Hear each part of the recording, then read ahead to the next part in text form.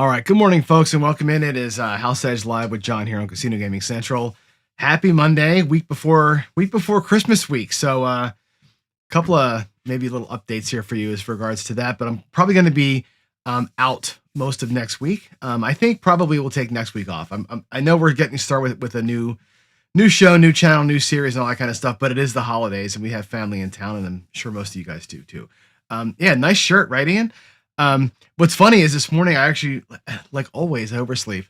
Got up and I'm falling around in the dark trying to find stuff, right? And I just was like kind of getting my stuff and going into the bathroom, take my shower and stuff. I just grabbed the first shirt out of the drawer and it turns out to be double deuce. So and maybe we're gonna play a Deuce's Wild Strategy Day. I don't know. Anyway, let's get talking here. Again, next week probably have a mixed schedule. I'm not sure what I'm gonna do yet. We have family in and out, and it's gonna be kind of tough. Anyway. Let's get to it here. I want you guys to put your thinking caps on today. So think about a couple of things. We're going to get into the gambling series here very, very soon. I'm not going to start it actually first of the year. So I'll look at the calendar here in a minute. I'll tell you when that's going to start. But this week, I'm going to present some of the first ideas with you and give you kind of a sense of what I want to cover and how I want that series to feel. So let's get after that today. And if you have ideas, today's a great day to be in chat and just be typing to me because I'm looking to hear what you want to learn, basically, right? So I'm going to be assembling the series the way that I hate to say it, the way I think it should be taught, but also what I want to know from you, what y'all want to learn. So let's hop into it here and remind ourselves what I say every day now. And I have two slides that are repeating slides, but I think they're important to remember, right? Why we do the shows, why people like Joe at Craftsmaster Journey are working on their dice tosses, why they're doing shows every day. Good morning, Joe. We all know, I hope that the casinos really are there for two reasons, right? One is either to ban you from playing because you're too freaking good. Sports bettors fall into that category. Somebody wrote in chat, who's getting banned? Who's got an advantage? Like sports bettors actually have a lot of data access, especially with AI now, and a lot of time. And these guys are like, it's like a profession. It's like investment banking. These sports bettors are good. I've actually seen casino guys, DraftKings CEO, in fact, interviewed and saying, God, some of these guys are better than we are, right? They have access to the same data, but they read it differently. Sports betting is not, I think the Eagles are going to win today because they're my favorite team, which is what I do. That's how I sports bet. Sports betting is a science, right? Those guys don't get banned, but they get bet limited. Right? DraftKings will limit you to $5 a bet, right? That's what happens. God forbid you get an advantage or you can actually win. They will shut your ass down, right? And if they can't, they'll take advantage of guys like me who have favorite teams and just bet their favorite teams all the time, right? They'll bankrupt me if they can. They don't give two shits about me, my house, my wife, my kids, my money, my retirement. They will bankrupt my ass surer than shit, right? That's why they're there. Okay. It's a business unlike any other. It's an adversarial business, right? That's why I think it's important that we as gamblers, and none of us are going to stop gambling. I'm a gambler. I love doing it. It's a fun hobby for me, right? Maybe I can make some extra dough for retirement, whatever. Go into it eyes wide open. I actually work with casinos. I'm building an app. I'll show you the app maybe today. I work with casinos. It's okay, right? That we understand what they're doing. You have to understand what they're doing to take advantage of shows like mine and the others that are out there. You got to just eyes wide open this thing and understand what you're fighting against, which is you're fighting against the business, unlike almost any other business in the world. It's such a crazy relationship, but we all love it. So if you're going to love it, go into it with a little bit of education, a little bit of preparedness, right? That's why I teach the bridge every day, right? Bankroll, risk, identifying opportunity, having discipline, right? Knowing what your goals are, having some emotional control. All these things are important. If you're going to do it, go into it here. Go into it educated. And that's what I'm kind of hoping for. All right. So all of that said, I'm going to start a couple of series here in the next few weeks. We're going to get into two things. One is going to be called the ABCs of gambling. The other one's going to be called the bankroll build. So I'm going to show you kind of where I'm going to be heading here for both of those things in just a minute. Let's preview first the ABCs of gambling, and I'm just going to show you the A's. what I've got so far. This is where I want you all to kind of plug in. I got 15 people here watching live. I'm going to ask it of the live viewers. I'm going to ask this of our viewers that are going to watch later on. Okay. What are the ABCs that you want to learn about? Now, what I've got here so far is just letter A. Okay, we're going to talk about the letter A first. And Newberry, by the way, this is great. Feeding people drinks to people who are gambling tells you all you need to know, right? One of our things in the A might just be alcohol, right? That's really good. That's really, really good. I'm going to open up my notes app really quick. I'm going to, as you guys write stuff out here, I'm going to put them down in notes because I think, like I said, I could very easily forget stuff. So A, alcohol, right? Anything else begins with the letter A that you think is important for a gambler to know about. We're going to do, again, a show of it, right? There we go. Always be collecting, right? Awesome. Now, the nice thing is, arbitrage. I love this. This is why we do a show. Arbitrage. I love it. This is why we do the shows, because you get into your own head and you forget things, right? Like that. That's fantastic. Arbitrage is great, man. What a great topic that I could do a whole show, just maybe more than one show in this arbitrage. What I'm hoping to do, honestly, is to take each of these topics that we've got here, and I've got advantage play. I was going to do a whole thing on aces and face cards, right? Really looking at it from the standpoint of a blackjack player, right? Why they value aces and face cards, but also from poker players. I don't ever talk about poker. I'm not a big poker player, although I've studied it. I don't play it. I'm too happy-go-lucky. People read me like I can't I can't hide my hand, right? So I don't play poker. But aces and face cards are played differently in poker, right? There's knowing that stuff is important, I think, right? Understanding your action. And by action, I mean the amount of your bets, the power of your bets, your bankroll leveraging, right? Your attitude, anchoring bias. These are things that I think we can probably do.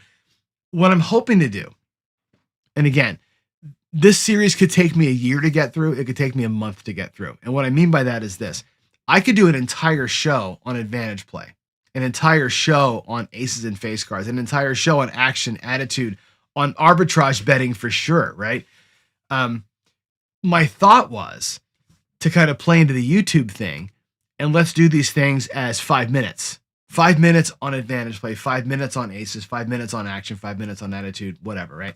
And then I have these 5-minute snippy, short, punchy, fact-based, fun videos to put out, right? Each of these, by the way, becomes a partial chapter or a section in a book that I might write someday. We'll see. All that kind of makes sense, right? However, I could do, like I said, a full half hour on just anchoring bias easily. I could do a full half hour on Dr. S's arbitrage. Crash Master just sent me a link of ABCs. So the question becomes to me, and again, I'm wrestling with this myself, right? Should I do a show on the letter A with short talks on each bullet point, like a highlight of the things you should know as a gambler on all these letters, right? Should I do that? Or should we say A is going to take as long as A is going to take and just go full shows on each one and just deep dive into these things, right? I could do Monday, the 5 minutes of each, and then lead to a show that's each, right? We can go down that road. It's really about what you guys want, right? And that's why, like I said, that's why I put it out there today. I wanted to get your thoughts on the way that you want to experience this from me, because again, it's going to take me a lot of work. Think about this, right? The letter A, arbitrage. For me to put an arbitrage lecture together is going to take me a day. It's going to take me hours to put 1.5 hour lecture together. I don't mind putting in the time, but it's going to stretch this whole thing out probably over the course of a year, if you think about it, right? If I do 5 bullet points per letter, so A gets 5 days, it's going to take me 26 weeks to get through it, half a year at least to get through A to Z. If every day gets a full, one bullet point gets an entire day, right? Dr. S, this is like your deeper the better, right? I would like to see, yes, and I already have Kelly Criterion as one of the K's. It's already in there as one of the K's. Frank, I for ignore. Let's work on the A's today, right? I'm gonna go through the A's and B's and C's all week long. tomorrow I might do like multiple letters tomorrow. Today I wanted to kind of explain what my thought process was. And maybe tomorrow we'll do like B and C or whatever. We'll try and get to all the letters this week, maybe into next week if I do some shows next week. So that first of the year, and if I look at my calendar, hold on a second. The calendar, when did we start here? The first of the year is actually, let's see. Next week is Christmas week. The week after that is New Year's, the 1st and 2nd. So I'm thinking like January 5th, right? So not next Monday or the Monday after, but the Monday after this. We have 10 days to get through the whole alphabet as a group to decide what those topics are going to be. And again, I want you to see what I was thinking. So if I missed anything, you can tell me. And if you're watching after the fact, leave a comment, and the words you want me to talk about. Okay. It could be anything. And again, we've got the 5 on screen here, but I've already captured 6 other ones from the chat, which is fantastic. So always beat the casino whale. There you go. All right. Lou says average bet. I love that. Average bet. And I think that might fall into the action category, but I'm going to keep it as a thing. Joe wants me the ABCs of craps. You know what? That's funny. There probably is a crap shot with every letter except for maybe Q and Z. That's fantastic. I love it. All right. So again, keep thinking about what you want to see as far as that goes. I'll let you chat it up here as we go throughout the rest of this morning's episode. But that's where I'm thinking. I'm thinking about doing like maybe a summary video with the 5-minute bullets, and then maybe now, based on your feedback already in chat, a deep dive for each one. I think each one of these things probably does deserve a deep dive. I think we got it. And the thing is, like, advantage play. How the hell do you deep dive advantage play, right? Because you could look at advantage play in sports, in blackjack, in potentially DI. There's so many ways to look at advantage play. Advantage play actually can be looked at in terms of cheating, right? There are people who gain advantage by taking advantage of poor dealers and that kind of thing, right? There's a show in there on that, right? And that show may be geared towards the dealer, my dealer friends, to say, look, here's the things you should be looking out for in terms of advantage players that you might want to call your boss on. You follow me? Like, I'm gonna go back on my word here a little bit. I'm gonna go back to the other screen. I'm gonna say this out loud, okay?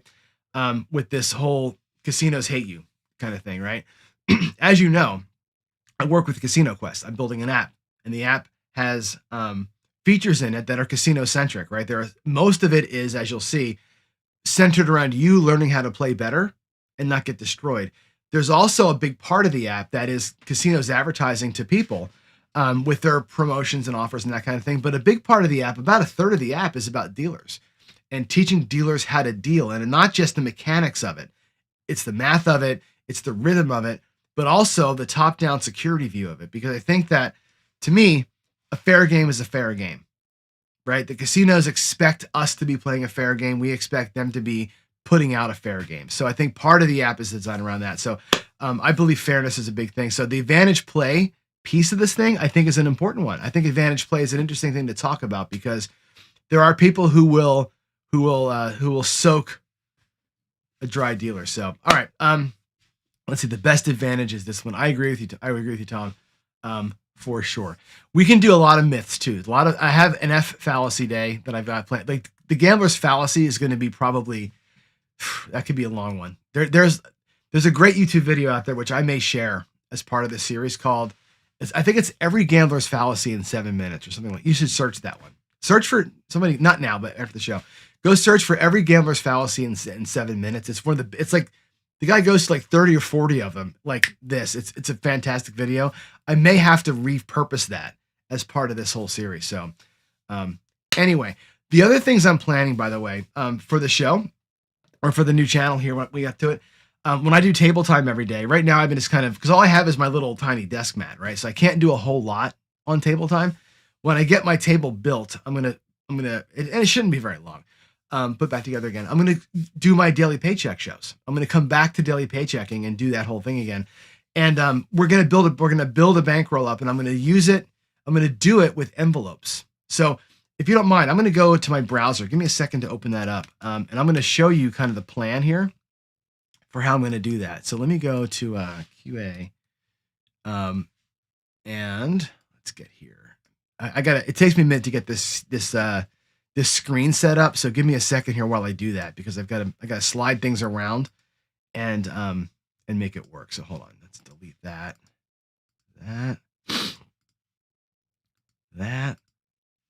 and okay, this one here we're going to. I got to do. Actually, I'll just do it in front of you. Let's just go this. Let's go to desktop screen share. Okay. And I know this is in the wrong spot, so give me a second here. We got to share, not the notes. We're going to share. Sorry about this. I have to. Well, no, I want to lock it. I want to do this. I want to change that to showing Chrome. Okay. There's my Chrome. Cool. All right. There's the Nexus app. So what I'm going to do in the app is set up my accounts, and every day we're going to use the accounts in the app to sort of track progress. I'm going to delete everything here. I'm going to show you kind of how all this works and how I'm going to do the shows. And again, feedback, please. I'm going to delete. These are all just me testing the app out. So I'm just going to nuke all these transactions. It's going to take a second. I have like 50 deposits that I was making when I was playing games. So I'm just going to delete them all. Now you can see the app lets you delete your transactions. So give me a second here. I'm going to set up my envelope. So Ken uses Ziploc baggies for his envelopes. I'm going to use the app for my envelopes. Golly, there's a lot of transactions. I did so many tests with this app. My goodness, great. There we go. Down the last couple ones. All right, my bank account now should be 0. So I have one account in the app called Master Bankroll. All right. I'm going to make a second account.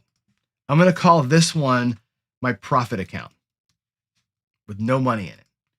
I'm going to make another new account. I'm going to call this one my expenses account with no money in it. And another account, I'm going to make one called excess with, again, no money in it. Our master bankroll, I'm going to make a transaction of a deposit. We're going to put, let's start our show with $5,000. All right. This is going to be the initial deposit. And again, if you're a user of the app, this is what you do. You basically make up however many bank accounts you want to create. Doesn't matter. Start with whatever money you want. We're not going to ever charge you, by the way, to put money in your stupid accounts, but do what you want. I'm going to do my daily paycheck show again. I'm going to go back to daily paycheck, and we're going to take this $5,000 and we're going to turn it into something, whatever we decide. Now, if I go over to, I'm going to take my sessions. I have one session here. That's actually, I can't, that's actually a real session. I'm going to leave that in there. If I go to the bankroll builder, this is the screen where we last time we were the first bankroll build we did, we went from 10,000 to 100. If I go from 5,000 to 25,000, which would be a good, like really good life goal anyway. If I take my actual $5,000 and try and make a master bankroll of 25,000, how long would it take? Well, if I bought in for 10% or $500, you can see here, right? And tried to win 15% or whatever, or buy in for 10, win about 15%, we're going to get about $150 a day. It'll take me about 80 days to get it done. If we actually made that a little more reasonable, let's buy in for 15%. Let's try and win 20% a day, right? It's a very reasonable goal. So buy in for about 800 out of 5,000, win about $200, right? It'll take me about 50 shows to get there, to go from 5,000 to 25. So my plan's going to be to try and win about $150 a day, buying in for about 800. It's going to be kind of a chore to get that done, right? That might be a little Dallas drawdown. It might be some horsemen, whatever it's going to be. And I'll log every session. So I'll go to the logger thing, and every time we play it, I'm going to log, what strategy we played, what game we played, and all that kind of stuff. So I'll have a good record of all of it. And my plan really is to say, when I win, and let's just take I'm on the wrong screen. Let's just take a pretend day, bankroll build.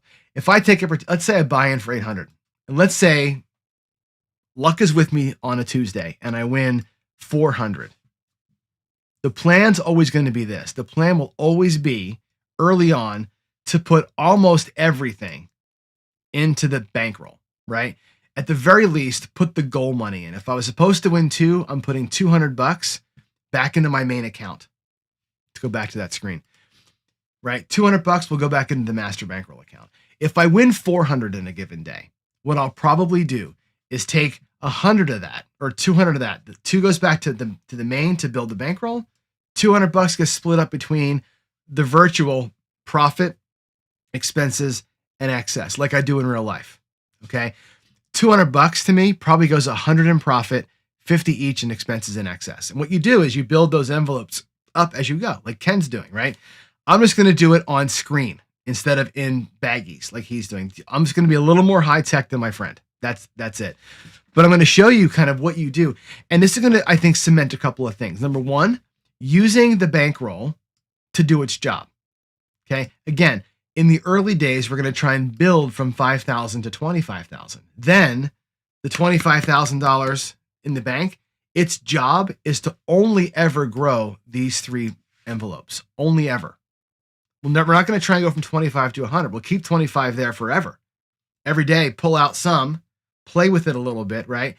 If I can win, I will add to my profit stack. My profit stack, by the way, is money I'm taking with me. That's buying putting the concrete in the backyard for my lawn, right? That's going to be putting gutters up. That's going to be doing stuff, right? The expenses, I'll put some aside to pay for my plane fare when I come visit you guys. And the excess, if I have a big win, it goes in excess. The excess money is what I bring to Vegas with me. You follow? The master bankroll is what I use locally to kind of build the bank up. The excess is what I travel with. When I come to Vegas and I want to light $3,000 on fire playing with you guys, that's coming from this envelope, never coming from the master bankroll envelope. So I'm going to show you as we go through this sort of bankroll build, how to manage 4 bank accounts in real life and get yourself kind of money management going.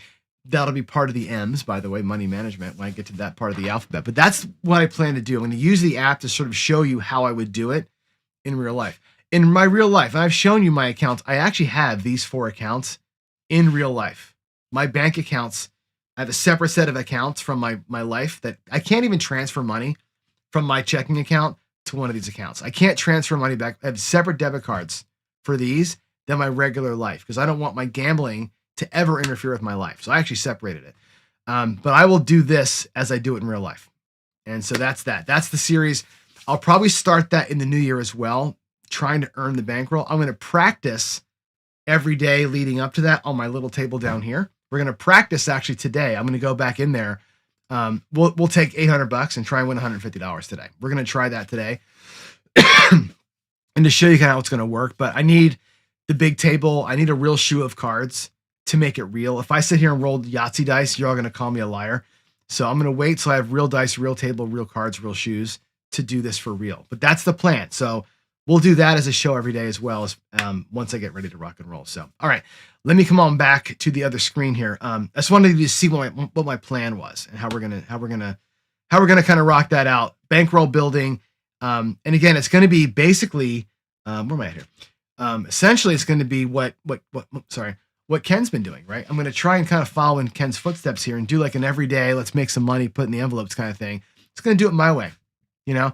And speaking of Ken, I gotta call him out on this, right? And he and I talked on the phone the other day, and I said this before, and I want to say it again. And Waylon, you're gonna get mad at me, so I'm gonna say this. Don't call me up and scream at me.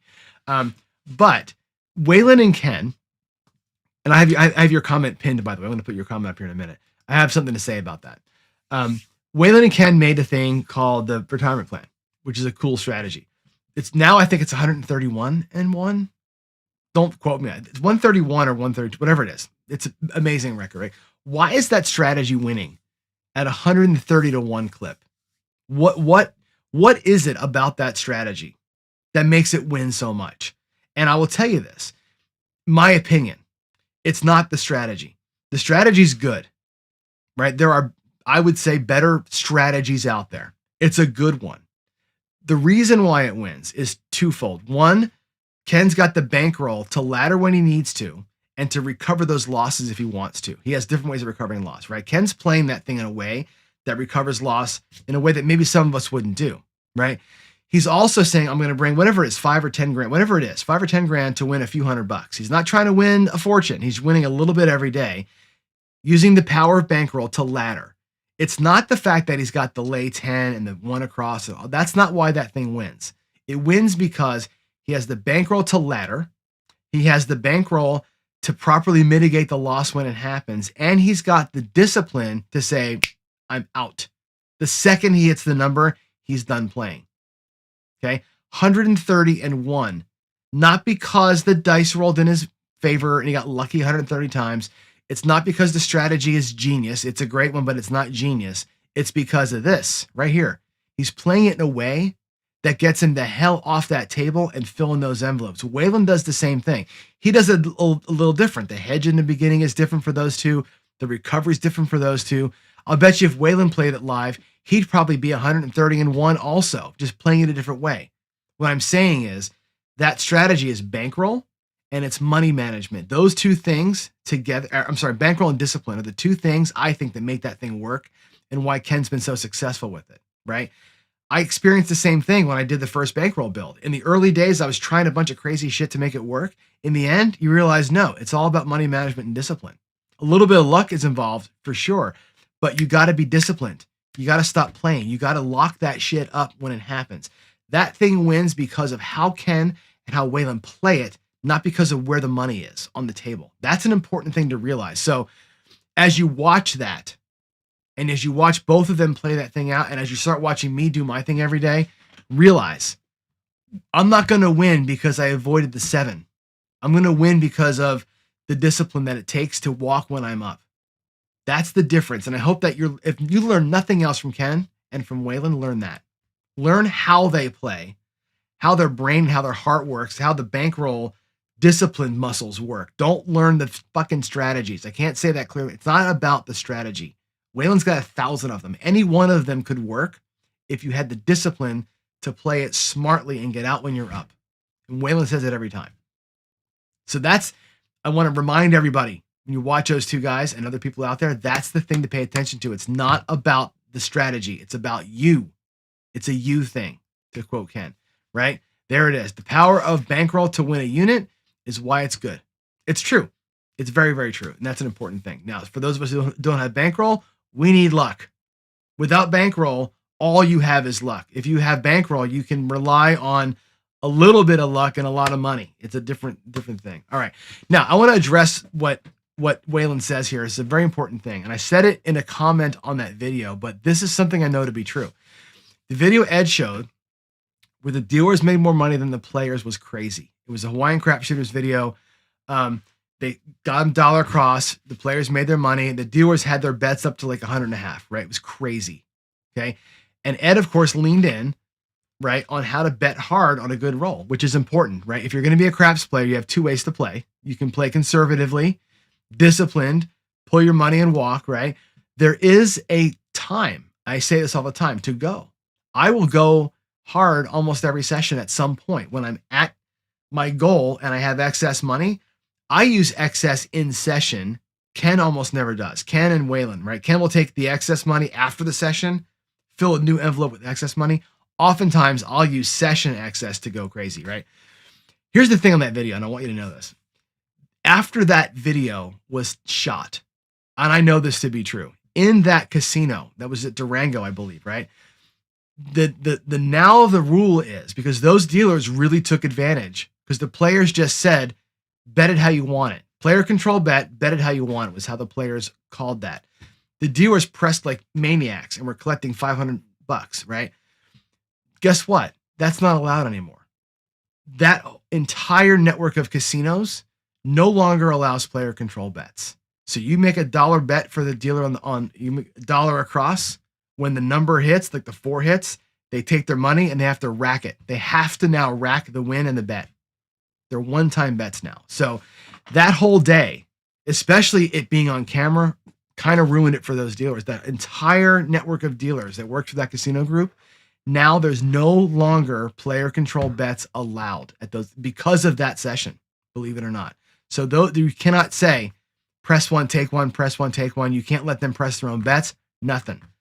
Bet hits, the whole thing comes in every time now. So it screws the dealers and it screws the players, because now I can't go $6 across for the dealers and say, that's your tip.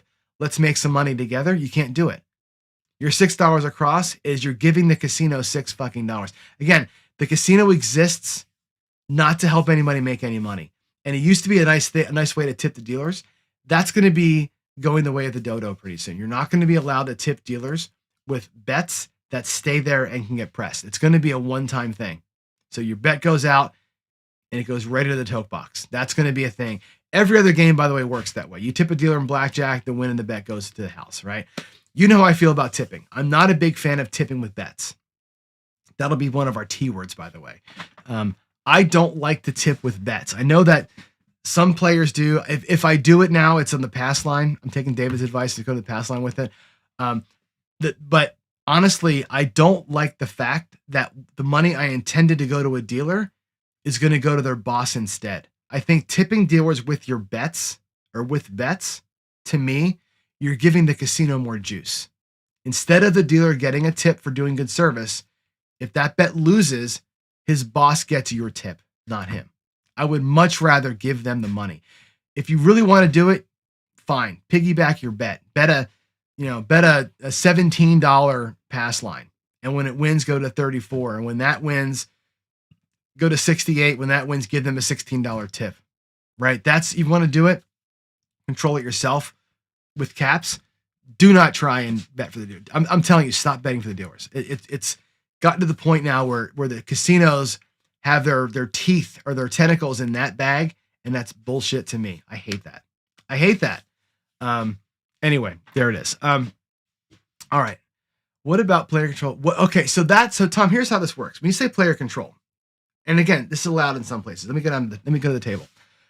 This is a great table time, actually. Let's go to table time. So if I'm betting, and let's just say that I'm up, right? Where's my rack? I'm just going to put some random money in the rack. I got some money in the rack. And let's say that I'm here, okay? And here's what I have often done with my dealers, right? We'll take a bunch of ones. We'll take some nickels, right? And I'll often go like this. I'll drop them $24, right? And I'll say two-way hard ways, right? And they'll put my money on the hard ways and dealer money in the middle. And I'll say player control. Okay, what that means is this. I'm in control of their bets. If I want to bet across for the dealers and they do the across bet, their bets go on the line. And I'll say player control. Oftentimes what I would do is I would say player control, take one, press one, right? And I say that player control, I'm controlling the bets. I want you, the dealer, to take one, press one. And what that looks like is if an 8 comes, it pays $1, they're going to drop the dollar in the tote box. If the 8 comes again, they're going to press it.